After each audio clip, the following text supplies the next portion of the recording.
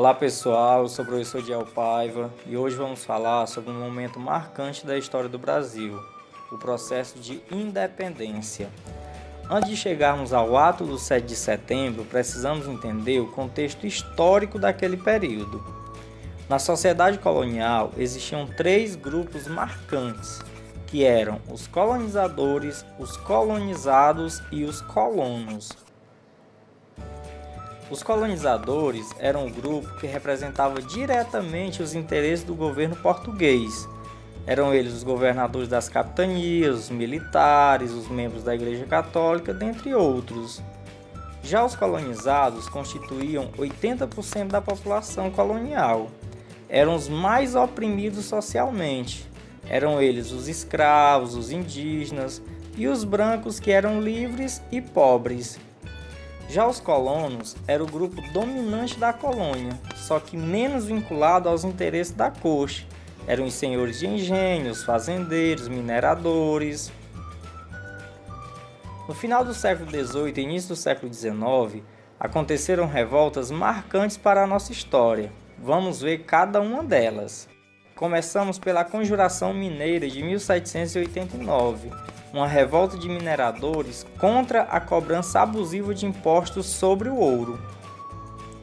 Os líderes da Conjuração Mineira pertenciam à elite mineradora, com exceção de Tiradentes. Os principais planos dos revoltosos eram separar a região de Portugal, criar uma república, adotar uma bandeira, implantar indústrias na região, criar um tipo de serviço militar obrigatório, dentre outros. O plano não se concretizou porque foi denunciado pelo coronel Joaquim Silvério dos Reis, que obteve o perdão de suas dívidas em troca da delação. Os participantes do movimento foram presos, julgados e condenados. Apenas Tiradentes teve sua pena de morte mantida. Ele foi enforcado, esquartejado e as partes do seu corpo foram expostas. A Conjuração Mineira foi o primeiro movimento a pedir a independência. Outro importante movimento anterior ao 7 de setembro foi a Conjuração Baiana de 1798. Em contraste com a Conjuração Mineira, a Baiana foi promovida por pessoas pobres. Por ter a participação de alguns alfaiates, esse movimento ficou conhecido como Revolta dos Alfaiates. O movimento lutava pelo fim da dominação portuguesa na região. Queria a proclamação da República, a abolição da escravidão e a melhoria das condições de vida da população. O governador da Bahia descobriu quem eram os mentores do movimento. Os envolvidos foram presos e processados. 4 líderes foram enforcados e esquartejados. Em 1808, fugindo das tropas napoleônicas, o rei de Portugal veio para o Brasil. Chegando aqui, decretou a abertura dos portos às nações amigas. Em 1815, elevou o Brasil ao título de Reino Unido, fazendo com que o país deixasse de ser colônia de Portugal.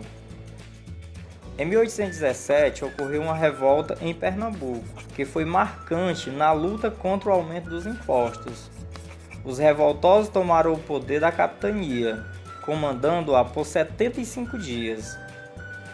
Combatendo violentamente os revoltosos, a coroa portuguesa retomou o controle da região, e alguns líderes foram presos e condenados à morte. Em 1820, a Revolta Liberal do Porto obrigou Dom João a voltar para Portugal, deixando seu filho Dom Pedro no comando do Brasil. As pressões dos portugueses pela volta de Dom Pedro e a tentativa de retomada da política colonial fez o príncipe romper relações com a coroa e proclamar a independência do Brasil em 7 de setembro de 1822. Vale ressaltar que a independência do Brasil foi um arranjo político entre os membros da elite, que queria se manter no poder.